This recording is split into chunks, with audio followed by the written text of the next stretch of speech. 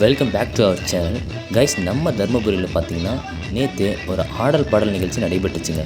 அதில் இந்த புஷ்பா படத்தில் வந்துச்சு ஃபீலிங்ஸு அந்த சாங்கோட டான்ஸ் எப்படி இருக்குன்னு மட்டும் பாருங்களேன். ரொம்ப சூப்பராக ஆடியிருந்தாங்க. உங்களுக்கு பிடிச்சிருந்தா ஒரு லைக் போட்டு பாருங்கள்.